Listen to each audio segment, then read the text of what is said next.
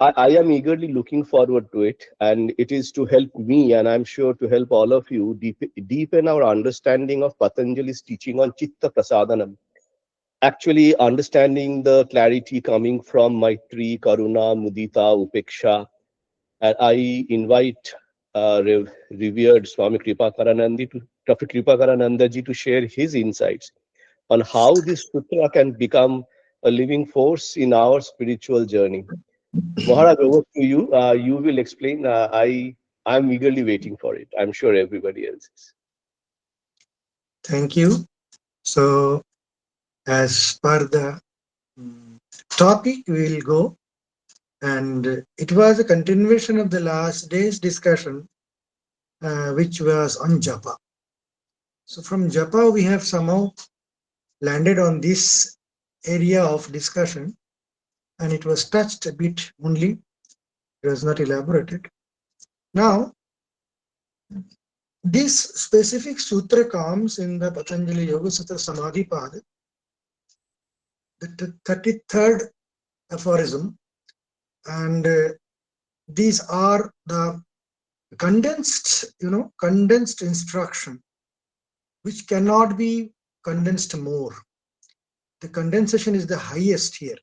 That is what is sutra. I discussed the sutra. What is a sutra? Previous day, I think did I discuss? I don't know.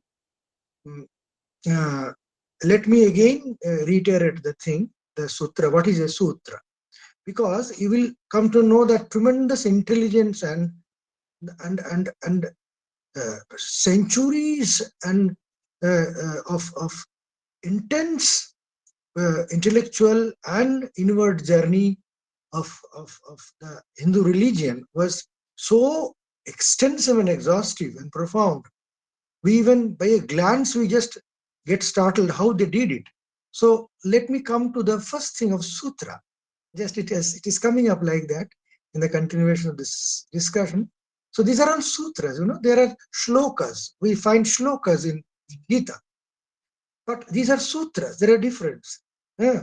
Shlokas, though it was started with a spontaneous, heartfelt rhyme, seeing the shokas, seeing the grief of two cranes getting killed in the old days.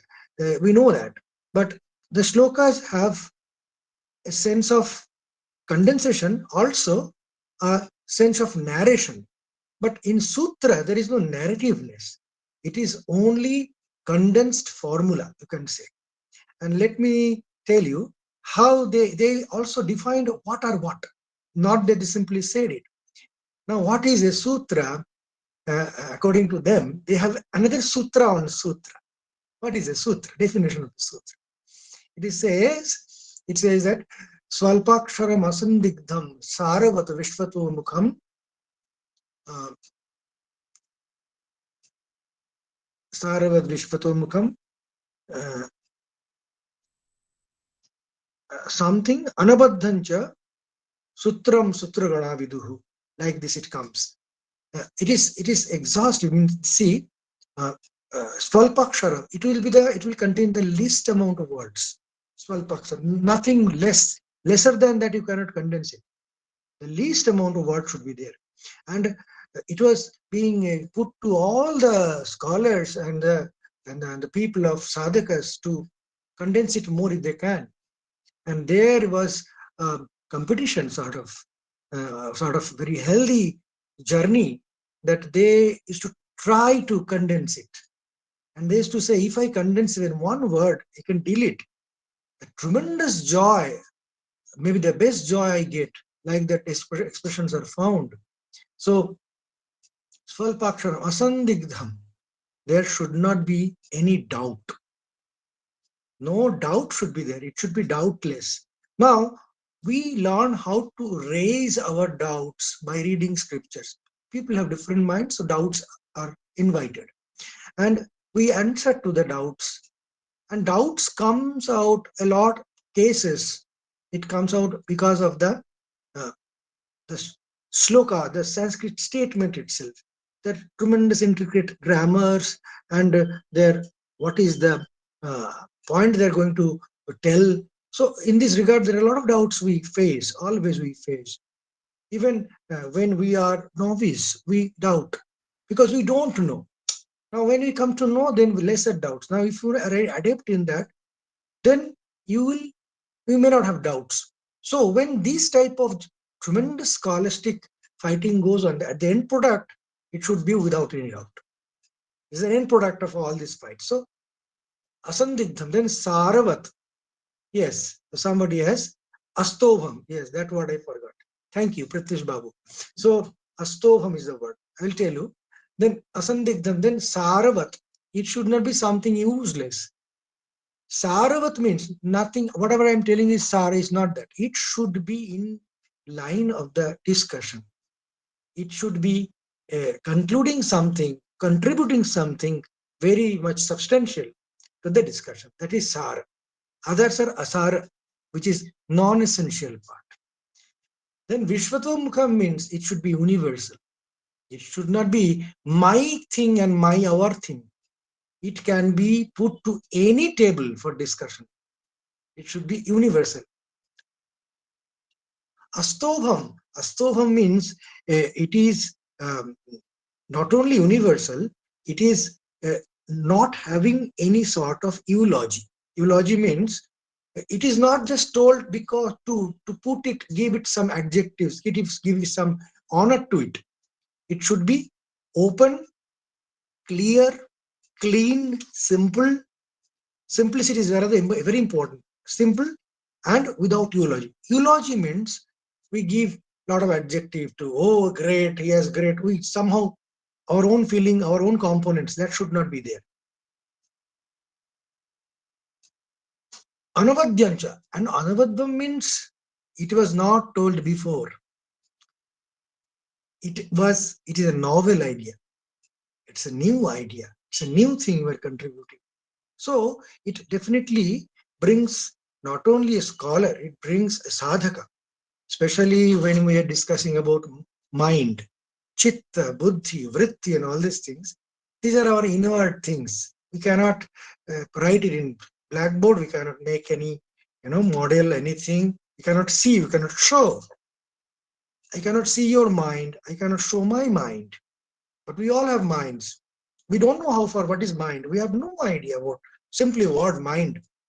But when they made compartments and careful dissection of the entire inward things which we all see, feel, do, and the root cause of those things, then we slowly came to know that there are components.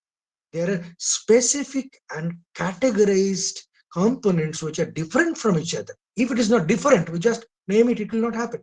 It must be specific and different. Like that. So that should be the newness of the Anavadyancha. If it agrees with all these conditions, then only it becomes a sutra. Now this Patanjali Sutra is one of the oldest one and most successful one, and many fights on philosophical conflicts. I would beg, never fight on philosophical conflicts. Philosophies are to help us to find our own status. These are like scissors and lights and dissecting forceps. We dissect out our inside, our inward things, what actually we are going to see inside. It helps us seeing inside. If we don't read these things, perhaps we'll not be able to see ourselves, because the product of knowledge and wisdom we get, it's a consummation of many thousands of years, not 1,000 also, not even 4,000, much more than that. So just think of this 4,000 years of unabated wisdom which are helping sadhakas. Is it a joke? It is something extremely profound. But you will see, they never discussed about all these useless things we think nowadays as religion or spiritual. They never discuss those things. Because we don't read, we think that is the religion. Some flower, some temple, some cow, some goat, some this, that. These have nothing to do with religion. Nothing, absolutely. And you go back to the real scriptures, you will never find any single mention. Hardly maybe one, two, that also has a different connotation. So we are misled because we don't know what our actual spirituality is. What is that? It is based on the basic nature of human being. So human being, nature of human being is universal. We see in human being black, white, this, that. So that is not the nature of human being. There is a body of human being. Then we start going beyond body. Everybody fails. Now we see after their marriage, oh, so nice looking. They see the body. Then after 1 year of marriage, they start conflicting. So 1 year, within 1 year, 1 month, they start having differences. Why? Because they start seeing the mind, which they don't agree. Now, they took such a long proximity to find out there is a mind and that there is really something, and that is much more influence on our life. So we are so blind. That was said by the scriptures. We called mudha, mudhamati. Mudha means we call if we call a very soft name, stupid. So we are so stupid. We cannot even see 1 inch of our life when we think we are great doers and collecting money and some grass, doors and cots and food plate. That's all. Nothing else is there. So that is our condition. But we are having tremendous wisdom in our ancient books. We must know how to read it. Now we'll see that the beauty of this sloka is one of the keystone for our practical, preparation if we want to enter the spiritual realm. It is a wonderful key to enter. It does not say you that you will become a Brahmagani by that. It does not say you will be a Jyoti Darshana, this, that. Don't jump onto things. It will never happen by that. And if it happens, it is not very important. More important is, in a lifetime, in a small lifetime we have, important is how long and how persistent and how capable I am to cross this life span. Now, living is not crossing the lifespan. Everybody lives. But crossing means living life with the purpose why the life is for. That is called crossing the life. Now, we even don't know what is the aim of the life. What is the goal? Why the life is? After all, we don't. Because the life is, we go on doing whatever we like and make categories, and then on it's wonderful. How to live, how to give an exam, how to motivate, how to appear in front of interview channels. So much prudence and wisdom is flowing. But why the life is, people will say, look at each other. What is this question? We never think this is a question ever asked in anywhere. Not even parents ask us. But it should be the prime question. Now, this 10,000 years of civilization has given rise to these fundamental questions. Why after all we live? In Kathopanishad comes that Sasamiva Jayate Pachyate Punaha. Mother also says, Holy Mother says the same thing. The same thing. She did not read any Upanishad. It says that like the crops, the jivas grow and die. See? That is the thing. When Holy Mother, some devotee was coming to Holy Mother for peace and something. So she wished to go visit Holy Mother. So somebody criticized from distance. See, what a great moha, what a great infatuation. That lady, she always goes to that lady and come back. That is a little lady. Somehow people has to speak. This is the thing we always do. Then that poor devotee told this thing to Holy Mother. The mother, she is telling like that ki mohe podeche, what a tremendous infatuation is undergone. Then mother simply looked and told, don't worry about those things. This thing will always be there. They will grow like crops and die like crops. If somehow the inner being is awakened, they will come to us. Us means will come to Thakur, mother used to say. Now, let us come to the very aphorism, because we are going to see it's a very, very simple equation. What for the equation? Let me read the equation first. It reads, Maitri, Karuna, Mudita, Upekshanam, Sukha Dukkha, Punya, Apunya Vishayanam, Bhavanataha Chitta Prasadanam. Simple. There are four things and four counterparts. Means four problems or four things we encounter in our whole life, or whatever we encounter in our life, it can be categorized into four things, which is outside me. They are going to tell that in these four major inputs from the outside world, how do you maintain a status which will always enable you to go inward to your real self. Chitta Prasada means generally Bengali, Hindi also, they have different meanings from the Sanskrit. The same word comes, but the meaning differs. That is a very important issue because we call this terminology. The terminological difference is a huge thing. And Swami Saradananda used to say, we have also seen later on by Maharaj's instruction, lot of conflicts among different philosophical thought processes. The major reason for these conflicts is not because what they say, but because there is terminological inequality. Suppose he says Atma something, he understands Atma something. He says Karma something, he says Karma is something different. So they fight with the Karma word. But if they explain the Karma properly, then they will agree, yes, you are correct. So this prasada, chitta prasada, generally in Bengali and Hindi and other North Indian language, prasada means best. Happy, this happy attitude, happy attitude. And that is not prasada. Prasada can be at the most equated with mother's one word. Holy Mother used the word, that is santosha. Mother's word, one tremendous word is there, one small couplet like the sutra, that Shuddher Shuman Gunnai, Santosher Shuman Dhannai. Holy Mother is to say, there is no virtue greater than endurance, and there is no greater wealth than Santosha. Why? Then there will be a lot of other questions. So wherever we are in the same garbage, will become Santosha, full of happiness, or equanimity, or contentment, or what?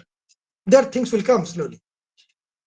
Now, because the entire text is trying to make us look in our inner world, our inner journey, in spite of having so many gross things accumulated, we are unhappy, we are insecure, we are never sure about our life and happiness and next and all other things. So there is a problem. Now, if we trying to dissect the problem, honestly, if you want to solve the problem, you have to come inside your life. Always. If there is happiness in the food, happiness in the cot or car, then I will be happy. So nobody is happy like that. I have ran my whole life like that after that. So that is your problem. But point is, that has never given anybody happiness. This is also true. We can observe and infer. Any scientific thought process has come from proper observation. Inference came later on. We don't infer by somebody else's instruction and then we go on blaming that fellow. You only told me to follow like that. So these are the very unscientific approach. Approach should be that we observe properly. Now, let me put the formula in a very small thing.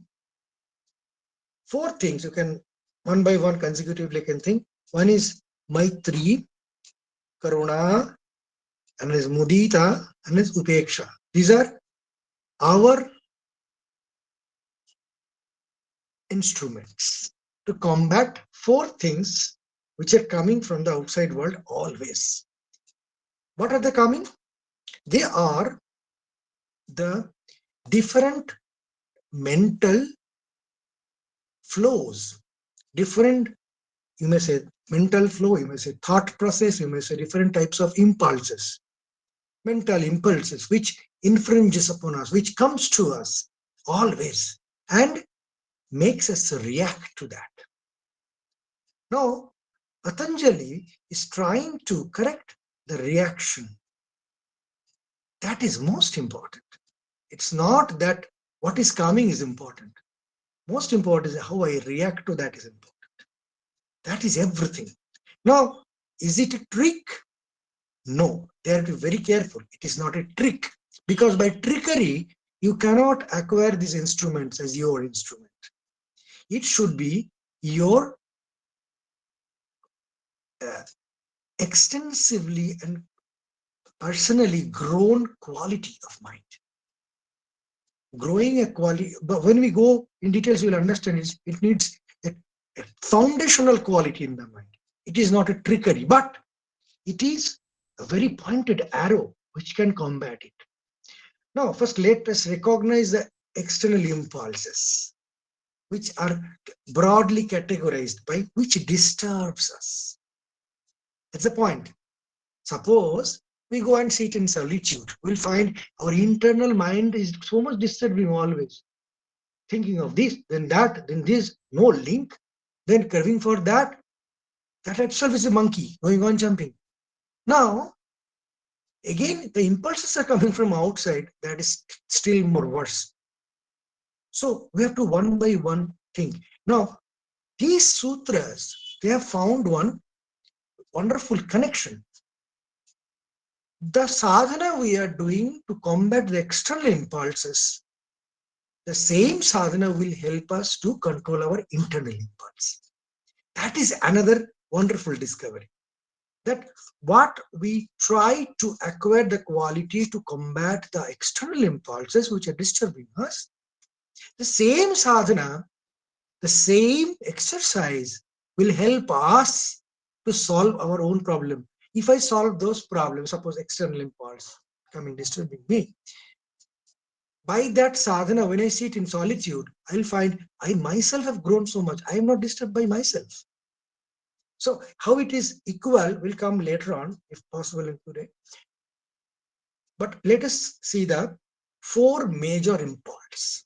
What influences us? And how we generally, how do we react to that? See, you will see total difference of instructions are there. One is sukha, one is dukkha, one is punya, one is apunya.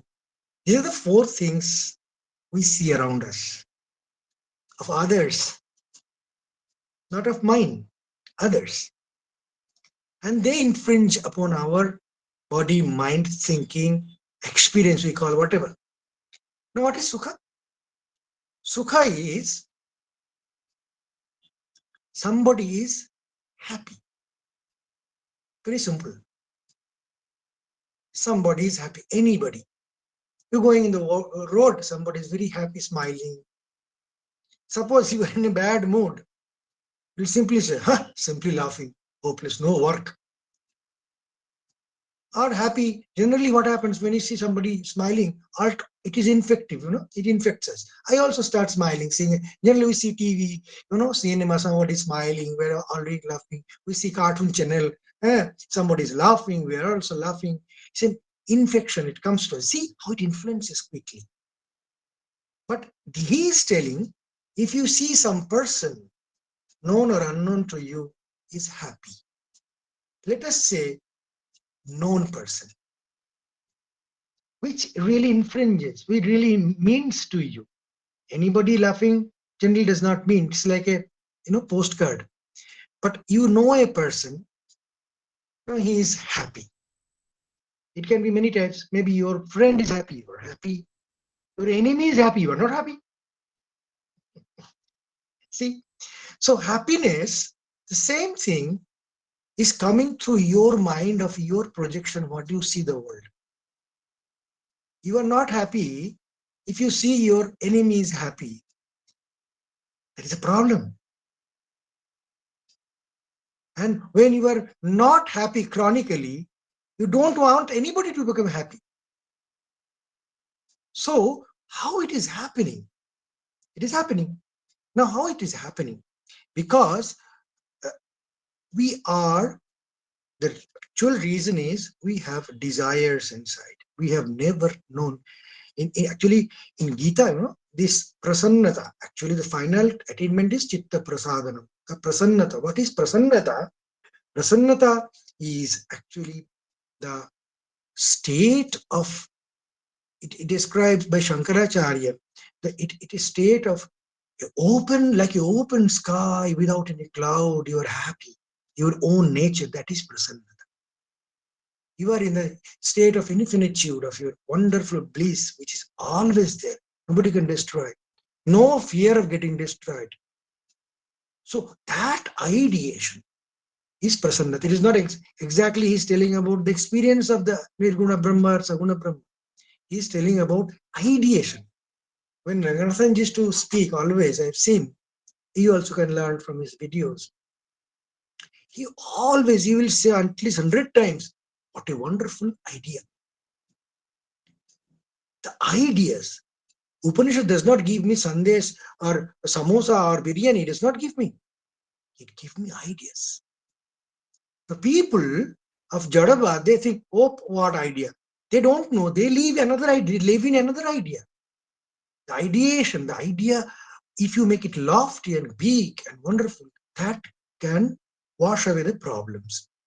Not only for washing away, that is true also. Why it washes away? Why it gives us better life? If I ask, why a better idea gives me a betterment? Why? Because even for that, we see cock and bull stories. We see Rupkatha, we see Harry Potter. Nothing happens. We still see. Why do we see? It gives me happiness. Though there is no logical thing. We know this, that does happen. Still it gives us happiness. So happiness, getting happy in a truer sense. If the wrong thing gives us so much happiness, what about the right thing gives us happiness? So that is very important idea. So sukha, somebody gets sukha, some enemy, some bad boy, anybody. Because if my friend is happy, I am happy because I love my friend. That is automatic. You need not be learning for getting happy, for your own person becoming happy. But when your enemy becomes happy, then we are not happy. And to be very critical, when suppose it is a big issue, suppose accepting the real guru, which is called Akamahata, Abrijina, the real teacher who has no desire, absolutely pure in life. Ahetuka, he gives. Then only accepting this type of people, all other gurus or teachers or fathers or parents, if their son or children become greater, suppose he is a doctor, his child also a doctor. Now his son's name and fame goes very high, higher than the father. The father is not that happy. From inside, he's having prick. Because name matters. So we always make a fun that you be great, but not greater than me. But why?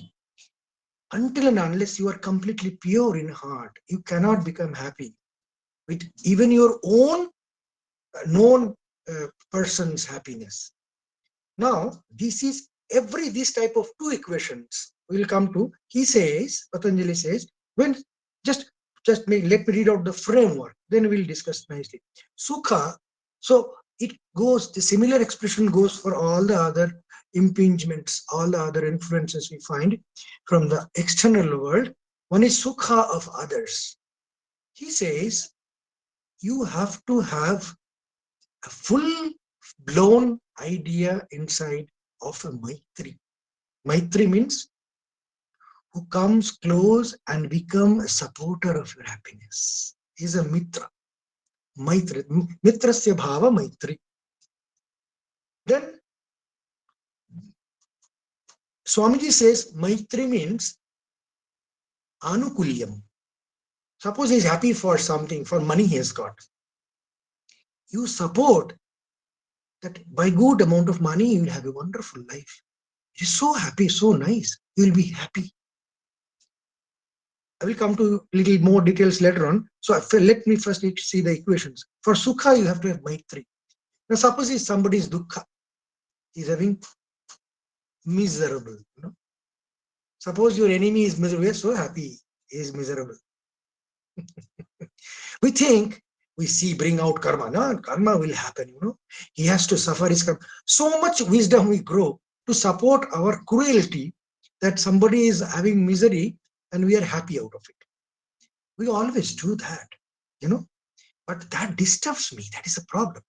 That will never let me compatible or eligible to enter my own spiritual world. It will never happen. So he says, that is it. That's why it's a sadhana. It's not a normal thing. What is we have to do? Karuna. You have to have karuna. What is karuna? Generally, that's another Bengali problem. Karuna means full of compassion, weeping. No. That is not karuna. Karuna means having the desire to reduce others' misery. That desire is called karuna. It's not simply weeping a ton and going away. No, that is not karuna. Then punya. Suppose anybody is not eligible for something, suddenly gets a lottery, suddenly gets something out of the blue, which people in general never likes. Never likes. Why he will get? Why not me? See the paradox. The paradox is still more funny. Sukha, punya, whatever, I always want for me to happen. Even without logic, even without eligibility, I always want it to happen to me. Because I like it. Because I know it's good. That's why I like it and I want to have these things. Always I like it. I should have a lottery. I should have a wonderful, happy life. Always I'm trying for that only. But the paradox is, if the things are good, then if it is obtained by somebody else, I'm not happy. If these things are made for happiness, then why I'm not happy if it is obtained by others? That is the paradox. Suppose Rasagulla is sweet. I am happy by eating the Rasagulla. Now, if somebody have happy by eating the same Rasagulla, I'm not happy. He should be miserable by Rasagulla. Why should he have? So this is another vritti. You see, there are layers of vrittis stacked one by one by one.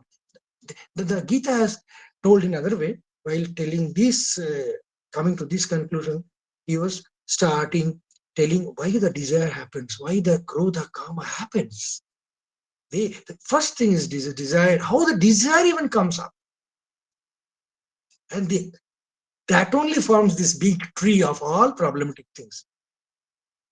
Now, for this punyatma, who has got something out of blue, what we have to do to maintain my mind, which is ready to meditate on this wonderful prasada, the real nature of, we all say, Maharaj, Atma, Atma, Paramatma, going on hearing, we are tired. Why? Because to conceive that Atma, Paramatma things, we have to have a minimum status of mind. Suppose I want to run a marathon. See, I have a leg ache, ankle problem, headache, lack of nutrition. I cannot do. I must have a minimum body fitness to run. So this is a minimum body fitness. So that is what he is telling. When you have this punya, instead of having all sorts of criticism and things, you develop an idea of mudita. Mudita means just wonderful happiness. How it can happen, we'll say one by one then. And the fourth one is apunya. Apunya means, say, hey, really nefarious, really bad. What to do with that? That is the most important instrument. Even in Buddhism, it is widely demonstrated. It is very strong. These are all instruments are mental instruments, and they're extensively strong. It works so powerfully, on not only on you, to others also. They also are impinged by these ideas. We think in mind, man, we just do it. It's not that. It influences others tremendously. If we can do it properly in the mind. Properly means honestly, without having other ulterior motive. So let us try this as an instrument, a trick. I told in the beginning, never it's going for trickery. No Sanatana instruction is any trickery, any type of, sort of a methodology. No, these are all very, very bad words. These are the real transformation of our character. Then only it will work, otherwise it will not work. So that's why when you start by founding the spiritual instruction, we'll see we start with Satya. Satya is if we are not honest, not trickery, methodology, different type of demeanor, all these nice words are there in English.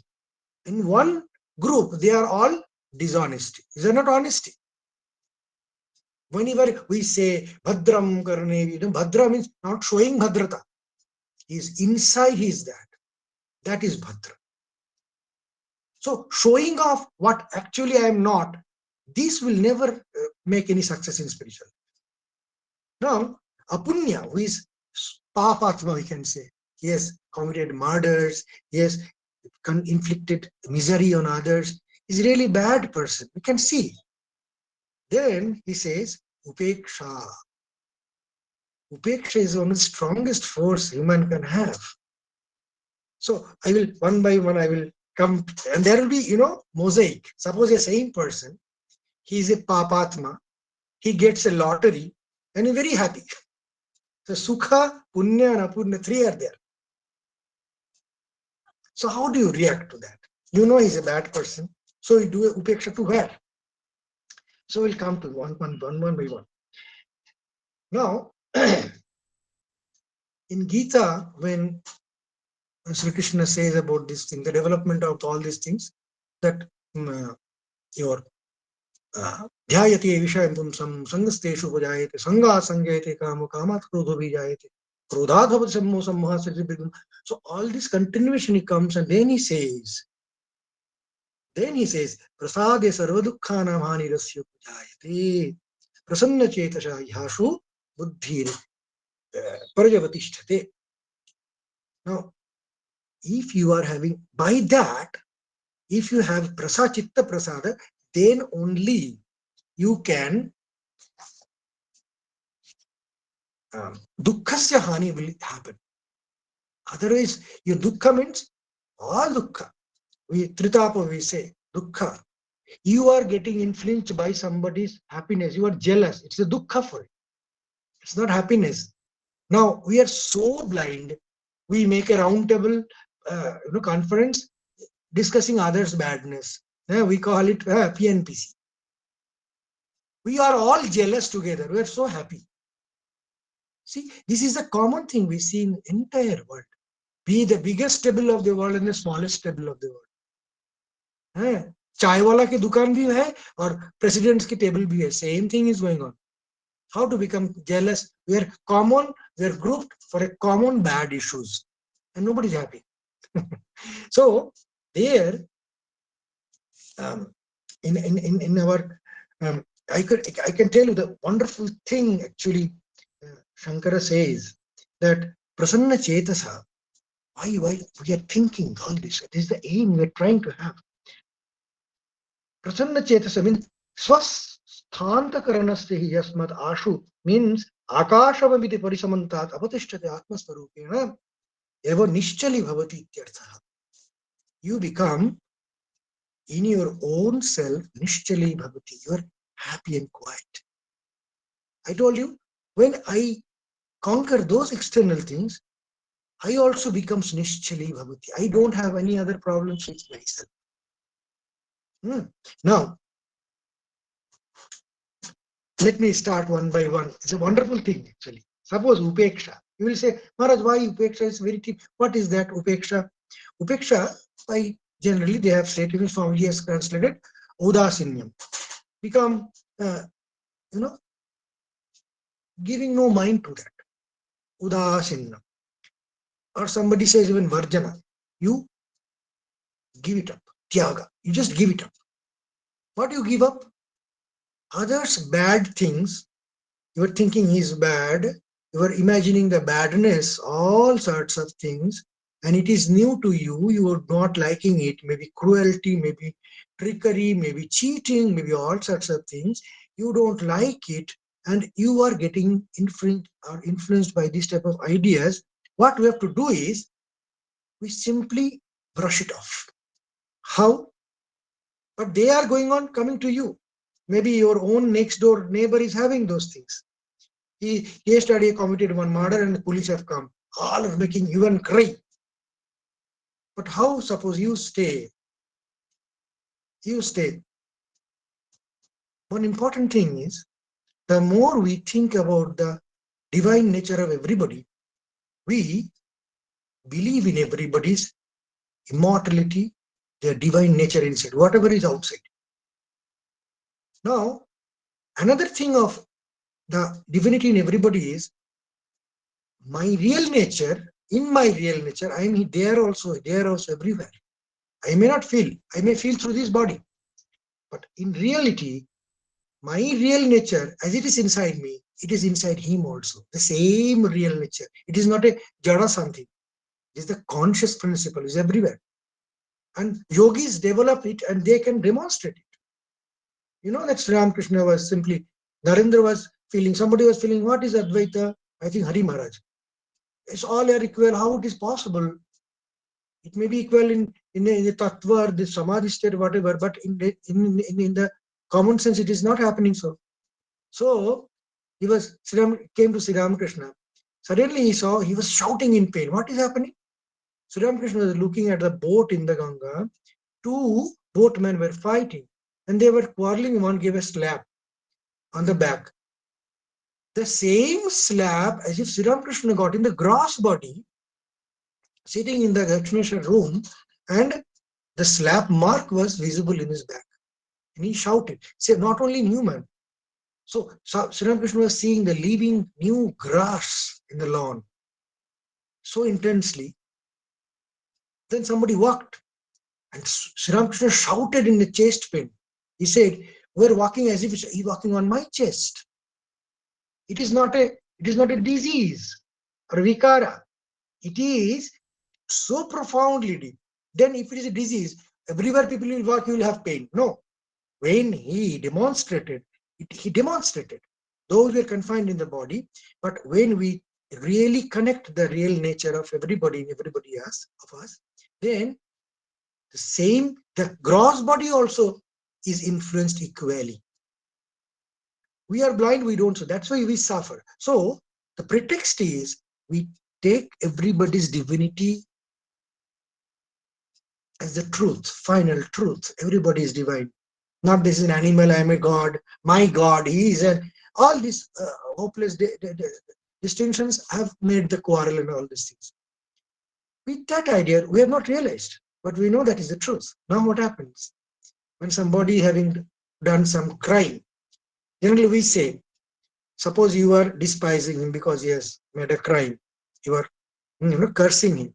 Suppose your own brother do it, then you are not that much cursing. Suppose your own son makes a crime, you are always, forgetful, you are always forgiving. The same you are reacting. Why? Because you think it's mine, my child, my friend, and you see it's not mine. See, the mineness when expands most in spirituality. Everybody is mine actually. Then one simple trick is, think from his side. Holy Mother used to say, all can curse, all can criticize. Who can do? Who can mend it? Who can make a man? He is a man who can make a man, mend a man. So why she said so? Because it is not just a craft work, it is the spiritual work. So upeksha we do for the benefit of others and for me. When suppose really my own child is proved to be done some wrong, what mother does? Mother never thinks that. Oh, leave it. I know he is a wonderful boy. That is an aberration. You know how upeksha works? Let me give a wonderful example. Suppose you are going in a bus. How, see, upeksha helps you, how it influences others. That is another important thing. Suppose you are doing upeksha, that's wonderful. What is happening on the other side? You are going in a bus. So it's a very crowded bus. Now, the next person is very unhappy. You are pushing him. The brake of every brake in the bus, you are pushing that person, and that person is very unhappy. He's cursing you. Hey, go away. What is this? Suppose you are not listening. You are not responding. Then observe that person. He will be more and more and more angry. I'm telling you such a long time. Why? You're not listening also. Useless fellow. So much uncivilized. So if you don't listen and don't listen, he'll become top of his anger. Suppose you listen and react. What happened to you? Then he will be very happy. He will know all the bad things I have told, he has listened. He has gone to you. I have given the things. He has told bad words maybe. Some idiot, stupid, gadhe, donkey, whatever he has said. But then he's happy, silenced. He will smile inside. I have nicely given him. But if you don't react, what is happening actually? It is very evident in life of Buddha. When Buddha was begging, so we have all experienced when you beg. So if a fellow came and cursed him nicely, can you go away? Can you not beg? Do and work something? You are begging hopelessly, nicely cursed. Then Buddha said, I asked for alms. You gave me this. I don't accept it. I have not accepted it. Then he said, if I don't accept your alms, where does it go? It goes back to you. It does not come to me. So see, the person in the bus who is cursing you, when you don't accept even outside verbally, just you are listening maybe inside, but you are not reacting. Just by that gross action of upeksha, the person is getting back his own anger. That's why he is becoming more and more angry. The moment he sees you have accepted, he knows the more my whole poison has gone there, I'm happy. But if we can do it from mind inside, when you truly don't accept it, then whether he knows or not, the whole thing somebody is giving upon you will go back to him. This is another mental truth. And any sadhaka, they experience this. And a lot of things are said on this. Even it is said, Holy Mother is to say, many others said, that suppose you criticize somebody's badness, you are helping to get rid of his karma phala. It's very, very, very, very, very tough. Suppose by doing good, he will get some bad karma phala. If I criticize him, I add pain, so I am reducing his karma phala and I am increasing my bad karma. That's why Holy Mother is to say, never criticize. By that, you only increase your burden of karma, bad karma. Not only you help him to wash off his bad karma. He will be very happy. Suppose somebody has done a bad karma. For a fun sake, of 5 units. Now 5 people of 1 unit each, they criticize him. So whatever bad things he has done has gone leaked through these 5 persons. They have distributed down themselves and his bad karma is gone by that. So the mental laws are something different. When I take up something, I become the owner of that. When I don't take up, I am not the owner of that. So when I am not owning anything bad, the result is so obvious. That is the beauty of spiritual life. When we really do that, I will know the first and foremost that it is so much beneficial. It is really helping me. Now, how to do it is another trick is there. When you do, we call it Atma Rupa Seva. We think at your own self.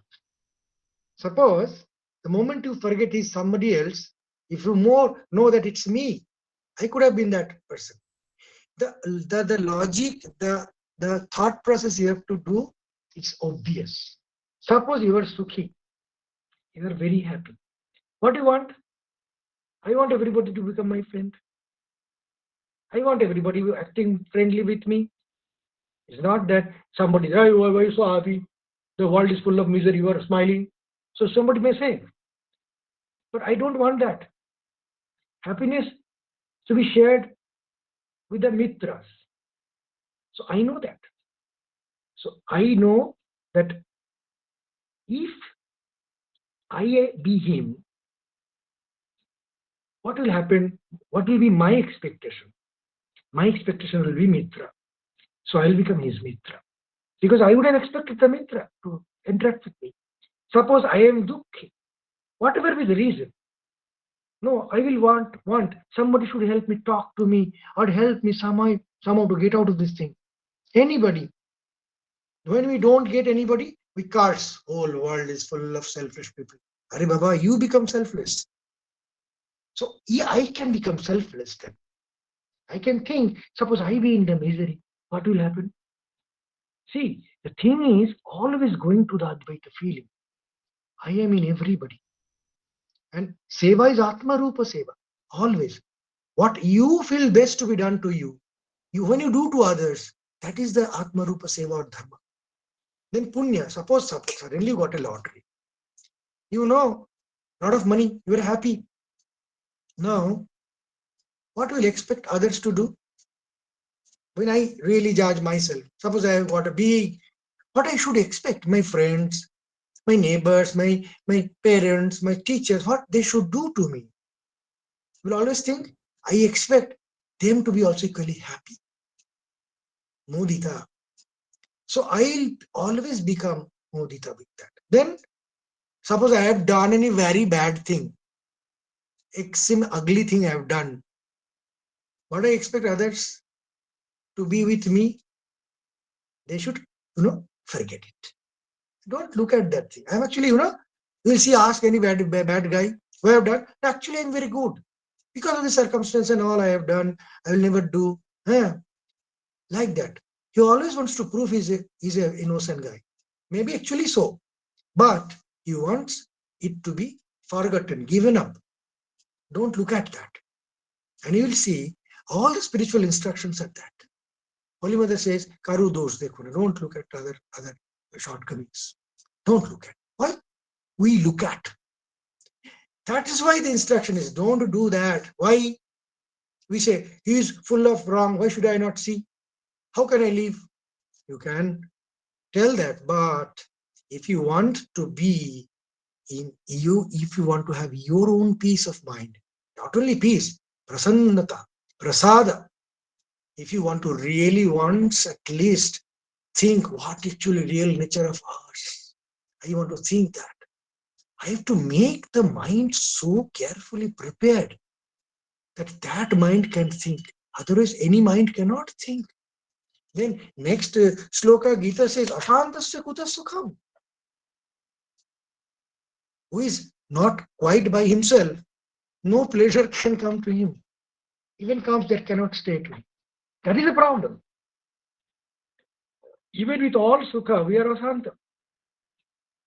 That is the problem. So, now the mosaic part. That is another fun. I said in the beginning, suppose somebody is a criminal. Again, he has got a lottery.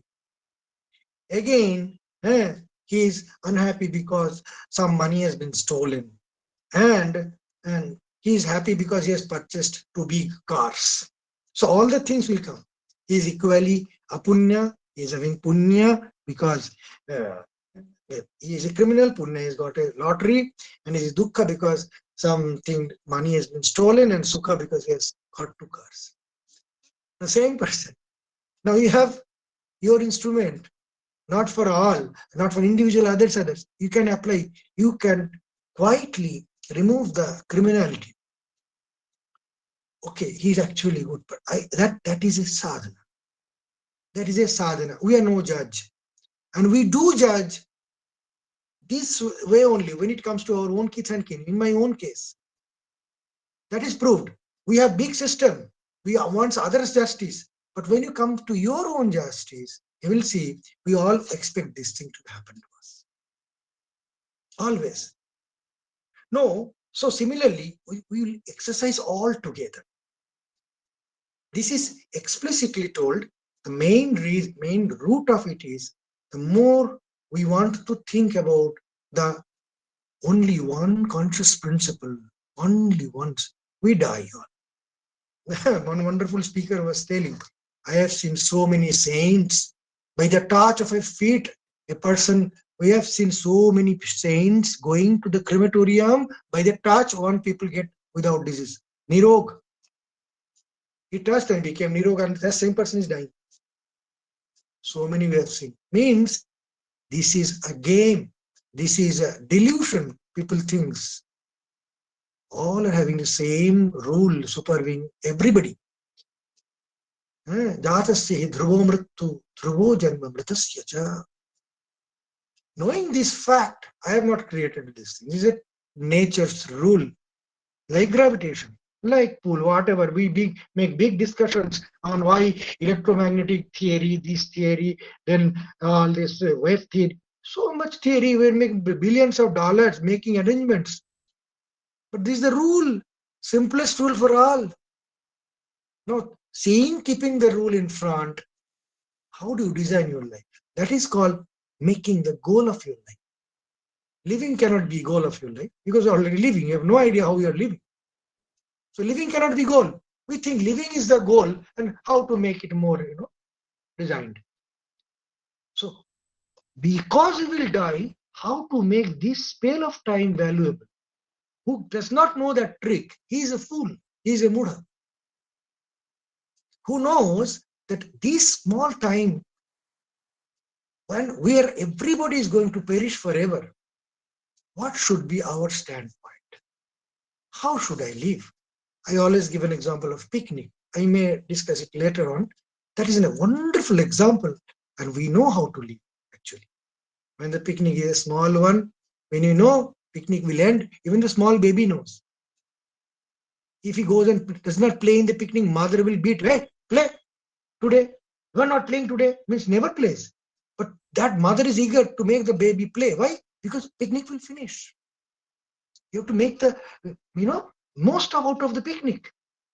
Though the another person never eats very good food, only he will eat. He does not eat bad food. But in picnic, somebody will cook all burnt up food and khichdi that they will eat. Because at a picnic, don't make it a mess of it. The moment we know it is going to end, we always become what we become. That is spiritual. That is religious. We never see others' fault. We do whatever we don't do. Most enemious person, Ram Babu and Sham Babu, they also talk in picnic. Hari Ram Babu, how are you? Never talked in the last 10 years. So we forget, we give up, we forgive. All the things automatically we do. Nobody has to be taught how to behave in a picnic. So life is as a picnic only. So we are absolutely stupid. In spite of having tremendous wisdom and knowledge and this thing, we are stupid in living life. So always this Chitta Prasadanam and etc. is a proper way of living life. It prepares us to live a life so meaningfully that we can concentrate to find the meaning of the life, find the reality, why the life is. Sri Ramakrishna says, that is the saying, one of the golden signatures of Sri Ramakrishna, which is what he has spoken thousands of times. In spite of Hridayaram telling, don't speak the same thing repeatedly. People are not attracted by repeated things. Sri Ramakrishna denied on the face. So my words I will speak, I give a fight to you, I will speak. Because he knows where the problem is. So without any tiredness, he went on speaking, Bhagavan laughed, Jivana Uddesh. Only goal of human life is to realize your real nature or God. There is no other reason why the human life has come. This is the final most word of an evolution can happen. Now, keeping that thing in mind, these things are instructed. And not only in our general life also, we become tremendously helped to keep our equanimity in mind if we follow this. And I told you that we actually follow this.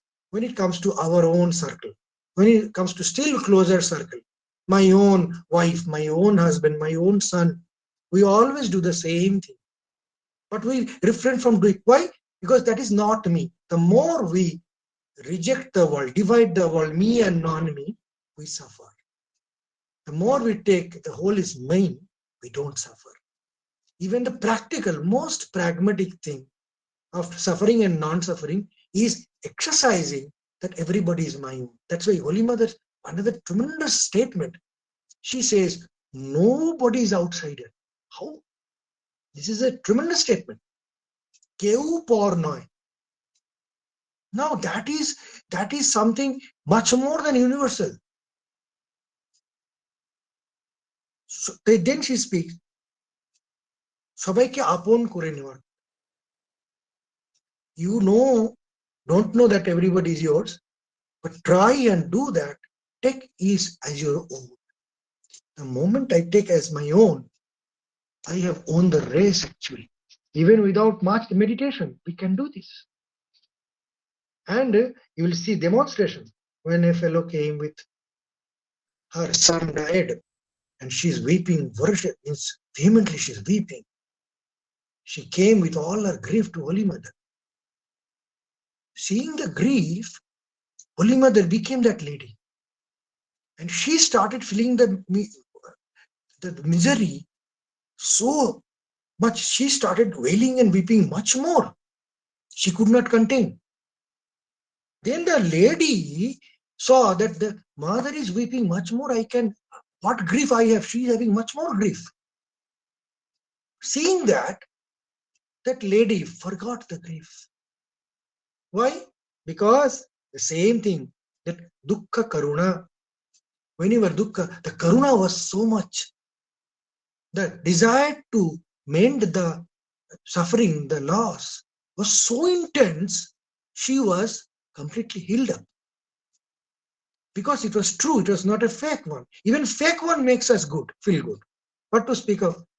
What fake one makes us feel good, outside is fake guy. But the fake guy, he will not get the good result of that action because he's not honest. So this will not nourish him spiritually or mentally, because inside he knows I am faking it. But if we do honestly, it will have tremendous result. Both sides is equally benefited. That is another. Not that one is benefited, another is lost. So Swamiji, when he says that in this aphorism, when he expounds, he says that by doing this, you will never lose anything. It's a very important statement, because he actually spoke the Raja Yoga aphorisms in a state. By attaining to that state, he went on speaking. He wrote down those points. That's the Raja Yoga you find of Swamiji. So he was another yogi. So every state spoke, because that's why his narration on these explanations are different from the traditional explanations, and that is wonderful. And that's why he says, by that you will never lose anything. It's very important. You will never lose anything. He says that,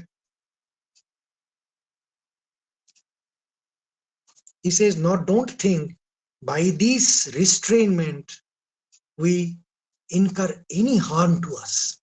This is the statement he says. We don't incur any harm. Rather, we have tremendous benefit out of that. So we can really, it's like, we had been trying to defend the arrows with a big shield. Now we have learned to make the shield as air. So the arrows passes through. It does not affect us. It does not affect us. Now by the making the shield air like thin, we do the sadhana, we become, Chitta Shuddha happens automatically. So it's equally true. It's a way to react in the world for spiritual pleasure and attainment and becoming spiritual. It is the process also spiritual, the benefit also spiritual. So That's why Saravat Vishvatomukha. And this is Sar, it is not Asara. These sutras are having something extremely good as a substance. It will nourish us. Sara means it is having nourishing value. It is not an empty word.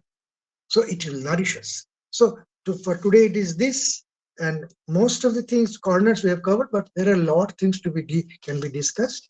And because we are already 8 minutes more, it's gone beyond. So if questions, smaller questions can be discussed.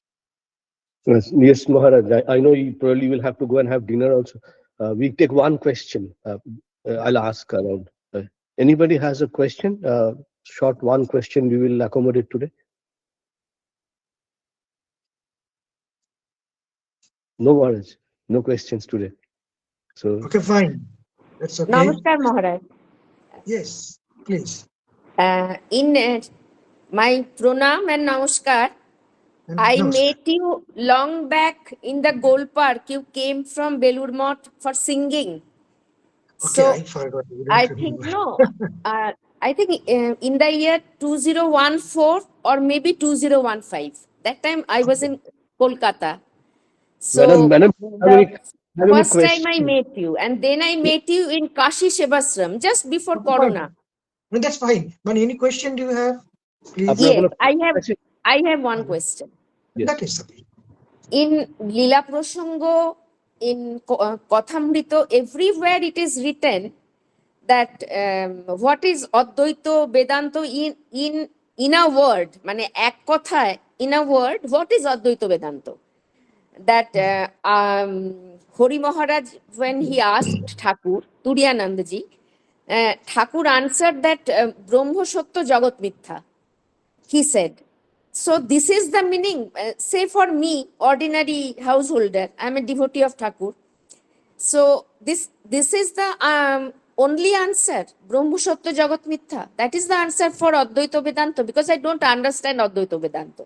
Advaita means Okay. dualism. Okay. What is your question? No, that is What is your only. question? I mean, Okay. Advaita Vedanta means Okay, Brahma wait, Satya wait. Jagat Mithya. No, fine. See, Advaita Vedanta, Dvaita Vedanta, Vaishnav, Shakta, Shaiva, all these things, these were not actually, when we read Sri Ramakrishna, these Yes. things have not become, because we are not trying to understand philosophies. We are trying to realize God.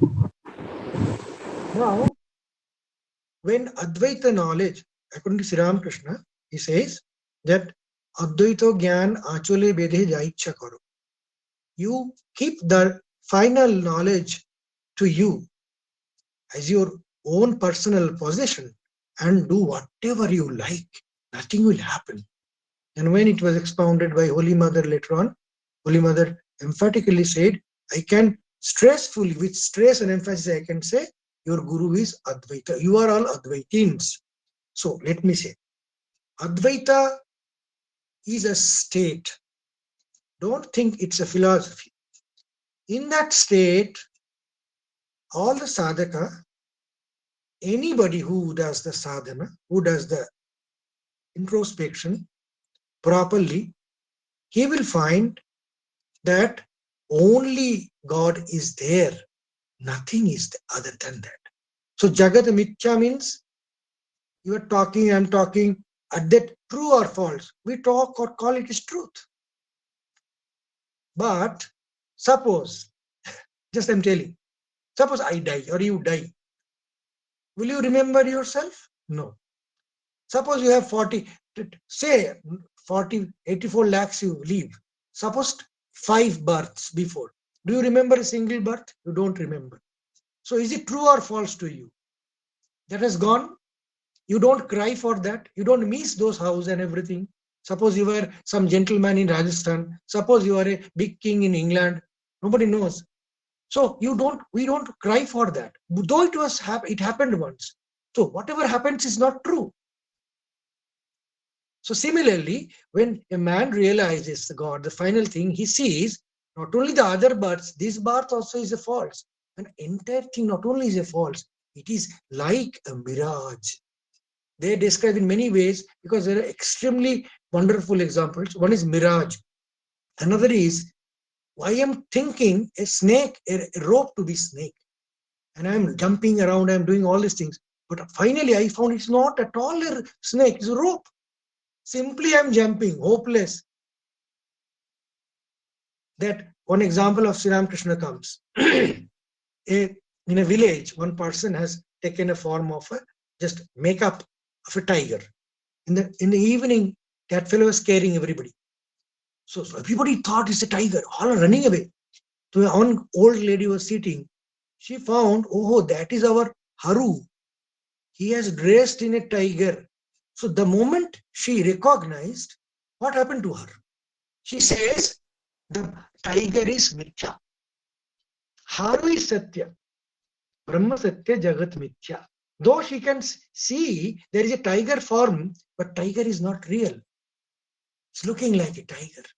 So similarly, we all can find this jagat is mithya. That is why mithya has a different connotation. What the mithya we say, it is not the same thing. It is not alika. Suppose akasa kusuma, flower in the sky, it's a mithya. It's a different type of mithya. We call in Bengali all are mithya. But all mithyas are not equally mithya. Now you thought the rope as a snake, that is another mithya.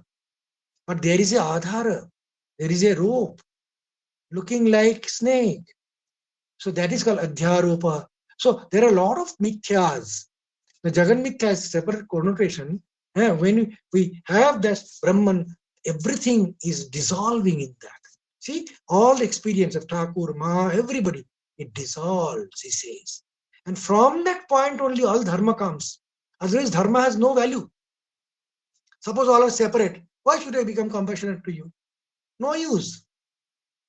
But because it is true, and Swamiji is still more penetrating, he says, see, because we are true, you will get the pramana of that. See, the proof. He says one statement. Suppose you do selflessly, do a small speck of good to others. He says, a tremendous strength of a lion comes in a heart. See, it's an inequation. It cannot happen. You purchase a chocolate for anybody who will never give you a gift back. You purchase a chocolate or a sweet, rasagulla, and give him nicely, please eat it. He will not give you back anything. But by giving, you are so much pleased, so much happy. Now, you are losing money, you are losing everything. By loss, how are you happy? So Swamiji says, because we are all one in nature, it happens. So we first observe what is happening. Then we conclude. We are seeing through a bad specs of jada. We have money, we're happy. Not having money, we're miserable. He is having happiness, we're miserable. I am happy. Because we segregate. That is the misery, that is the problem, that is the Maya. That's all. Thank you, Maharaj. Thank you. Thank you. Thank you very much, and thanks to all of you listening to today. Thank you. I'll close the call now.